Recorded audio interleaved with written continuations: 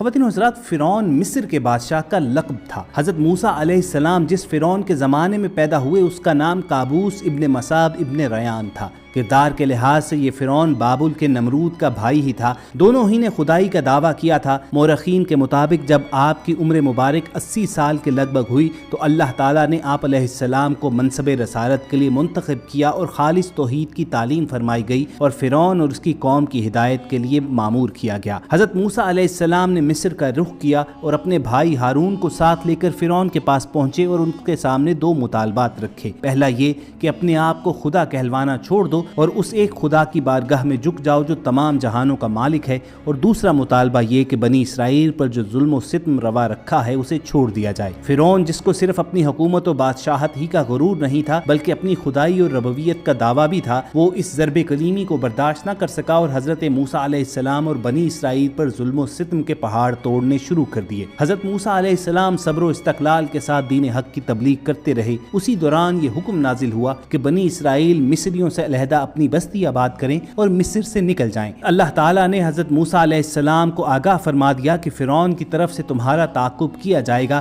لیکن وہ اپنے لشکر سمیت غرقاب ہوگا، اور ہوا بھی یہی۔ آپ علیہ السلام مصر سے اپنے ساتھیوں کے ساتھ روانہ ہوئے تو پیچھے پیچھے فرعون اپنے لاؤ لشکر سمیت تعاقب کر رہا تھا۔ جب بحر کلزم کے قریب حضرت موسیٰ علیہ السلام پہنچے تو آپ نے اللہ کے حکم کے مطابق اپنے عصا کو پانی پر مارا جس سے سمندر میں ایک خشک گزرگاہ بن گئی اور آپ اپنے ساتھیوں سمیت وہاں سے گزر گئے۔ ادھر جب فرعون تعاقب کرتا ہوا اسی راستے سے گزرنے لگا تو اللہ نے پانی کے شگاف کو دوبارہ ملا دیا۔ اس طرح فرعون اپنے تمام کر و فر کے ساتھ ہمیشہ ہمیشہ کے لیے غرق ہو گیا۔ اللہ کی اس مدد کا ذکر قرآن میں کچھ یوں آتا ہے: اور ہم نے موسیٰ کو حکم دیا سمندر میں اپنے ساتھیوں کے ہمراہ اتر جاؤ، اسے 2 حصوں میں بانٹ دیا اور ہم باقیوں کو اس تک لے آئے۔ پچھلے زمانوں میں قرآن کے بعض شارحین نے اس کو غالباً فلکیاتی اسباب کی بنا پر ایک مد و جزر کا واقعہ خیال کیا، بعض نے اس کو کسی دور افتادہ مقام پر ہونے والے آتش فشانی عمل سے متعلق ایک زلزلہ سمجھا، لیکن یہ سب کچھ ایک خالص مفروضہ ہے۔ حضرت موسیٰ علیہ السلام اور بنی اسرائیل کا سمندر سے گزرنے کا واقعہ بہت سی تحریروں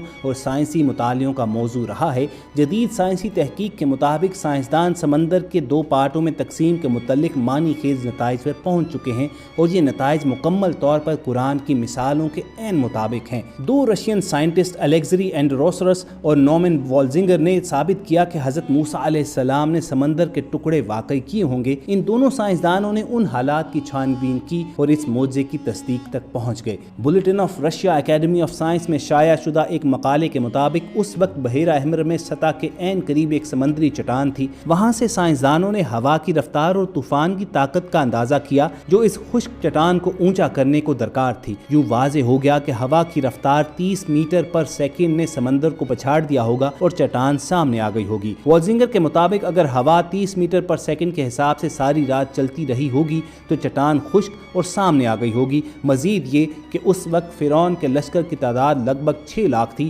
اور انہیں اس 7 کلومیٹر کی چٹان کو پار کرنے میں 4 گھنٹے درکار تھے، جبکہ پانی نے آدھے گھنٹے میں واپس آ جانا تھا۔ اس معجزے کو سائنس کے قوانین کی روشنی میں بھی جانچا گیا تو سائنسدان اس نتیجے پر پہنچے کہ ہم مانتے ہیں کہ خدا فزکس کے قوانین کے ذریعے زمین پر حکومت کر رہا ہے، لہٰذا اس بات کو فراموش نہیں کرنا چاہیے کہ خدا جب چاہے کیسے بھی حالات پیدا کر سکتا ہے۔ یہاں معجزانہ پہلو یہ ہے کہ یہ سب واقعات یعنی ہوا کی رفتار، وقت اور جگہ سب حضرت موسیٰ علیہ السلام کے گروہ کے پہنچنے پر ہی رونما ہوئے۔ پانی کا سکڑنا اور فرعون کے لشکر کے سمندر پار کرنے پر پانی کا واپس آ جانا اس بات کی واضح مثال ہے کہ یہ واقعہ سراسر معجزہ ہے۔ یہ سائنسی مظہر قدرت جس کا ذکر قرآن میں آیا ہے اس کی تصدیق جدید سائنس نے بھی کر دی ہے۔ سمندر کے حضرت موسیٰ علیہ السلام کو راستہ دینے کے معجزے کے حوالے سے حال ہی میں ہونے والی تحقیق کے مطابق بحری سائنس کے ماہرین اس بات کی توثیق کرتے ہیں کہ انتہائی تیز رفتار ہوائیں اتنی طاقت رکھتی ہیں کہ دریا یا سمندر کے کسی مخصوص حصے سے پانی کو اڑا کر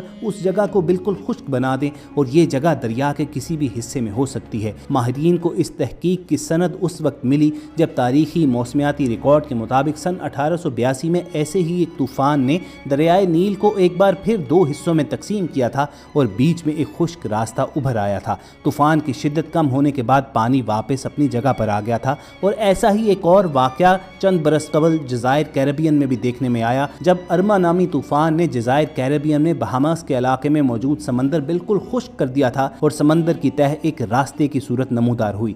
यहाँ तूफान की शिद्दत से समंदर का पानी उड़ गया और समंदर का मज़कूरा हिस्सा खुश्क दिखाई देने लगा। ताहम तूफान के गुजर जाने के बाद समंदर वापस अपनी मामूल की हालत पर आ गया। इसी से मिलती जुलती तहकीक इंजीनियर कार्ल डेविस ने भी की, जो पब्लिक लाइब्रेरी ऑफ साइंस के जरीदे में शाया की गई। इस तहकीक में इंजीनियर कार्ल डेविस का कहना था कि समंदर में रास्ता बन जाने का वाक़या बिल्कुल हकीकत है, क्योंकि विंड सेट डाउन नामी माहौलियाती कैफियत इस तरह के हैरत अंगेज़ वाक़यात को जन्म दे सकती है। उन्होंने अपनी रिसर्च में बताया कि मखसूस मौसमी हालात में 60 मील फी घंटा से ज़ायद रफ्तार से चलने वाली हवाएं एक जगह रुके हुए पानी पर इस तरह दबाव डालती हैं कि ये लहरों की सूरत में अतराफ़ की जानिब चला जाता है, जिसके बायस ऐन मुमकिन है कि पानी बड़ी लहरों की सूरत में अपनी जगह से हट जाए और दरमियान में बहुत कम पानी या खुश्की का रास्ता पैदा हो जाए। अलबत्ता उनका ख्याल है कि समंदर में खुश्की का रास्ता बनने का तारीखी वाक़या बहेरा अहमद की बजाय उसके करीबी वाक़े तारीखी शहर तानीज़ की एक झील में पेश आया, जिसमें तकरीबन 4 किलोमीटर पर मुश्तमिल खुश्क रास्ता पैदा हो गया था। ख़वातीन और हज़रात, बहरहाल जगह और वक्त के हवाले से इख्तलाफ तो हो सकता है,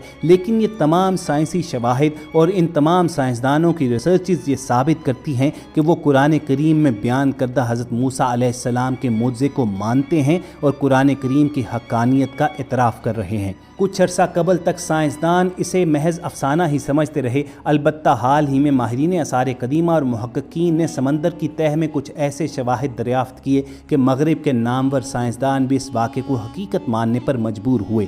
स्वीडन के साइंसदान डॉक्टर रेनार्ड मोलर तहकीककारों की एक टीम को लेकर बहेरा अहमद के सफ़र पर रवाना हुए थे। डॉक्टर मोलर की टीम ने मिस्र के साहिल पर एक मखसूस मकाम से समंदर की तह में कदीम आसार की तलाश का सिलसिला शुरू किया और वो तमाम हैरतनाक शवाहिद अपनी आंखों से देखे जो कदीम मुअज़्ज़े की गवाही आज भी दे रहे हैं। इस रिपोर्ट के मुताबिक समंदर की तह में आज भी टूटे फूटे रथ बिखरे पड़े हैं, जिनके पहिए सोने के हैं और उसके आसपास हज़ारों साल पुरानी तलवारें और दीगर कदीम हथियार भी बिखरे पड़े हैं। जहां कदीम दौर के रथ और हथियार मिले, वहीं इंसानों और घोड़ों की हड्डियां भी बड़ी तादाद में इकट्ठी मिली। डॉक्टर मोलर का कहना है कि इन अशिया का इसके सिवा क्या मतलब हो सकता है कि ये फ़िरौन के फ़ौज के रथ हैं और हड्डियां फ़िरौन के फ़ौजियों और उनके घोड़ों की हैं। उन्होंने इस मौजू पर एक किताब भी लिखी जिसका नाम द एक्सोडस केस है। डॉक्टर मोलर की इस तहकीक से पहले की गई मशहूर माहिर आसार कदीमा डॉक्टर रॉन वाइट की तहकीक पर भी मोहर तस्दीक सब्द होती है। डॉक्टर रॉन वाइट का कहना था कि उन्होंने फ़िरौनी फ़ौज के रथों और असलहे के समंदर की तह में पड़ी वाक़यात को खुद देखा था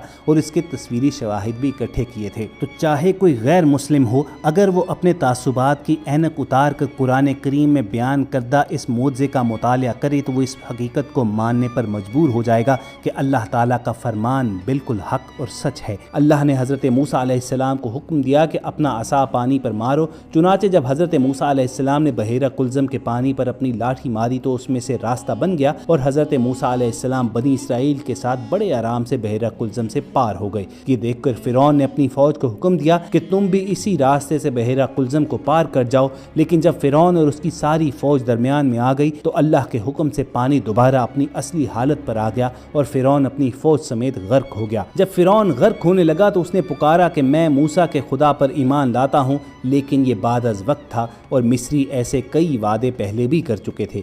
फ़िरौन की पुकार पर अल्लाह ने फरमाया कि आज के दिन हम तेरे जिस्म को उन लोगों के लिए जो तेरे बाद आने वाले हैं निजात देंगे कि वो इबरत का निशान बने। चुनाचे हज़ारों साल के बाद फ़िरौन की लाश दरियाफ्त हुई और अब वो मिस्र के अजायब खाना में मौजूद है और लोगों के लिए इबरत का सामान है। तो ख़वातीन हज़रात, ये थी हज़रत मूसा अलैहिस्सलाम के उस मुअज़्ज़ा की तफसील और साइंसी तौजीहात जो हम सब ने आपके सामने रख दी। उम्मीद करते हैं कि आपको हमारी ये काविश पसंद आई होगी। इज़हार पसंदीदगी का बेहतरीन तरीका है कि आप इसे लाइक करके फेसबुक और व्हाट्सएप के ज़रिए दूसरे लोगों के साथ शेयर कीजिए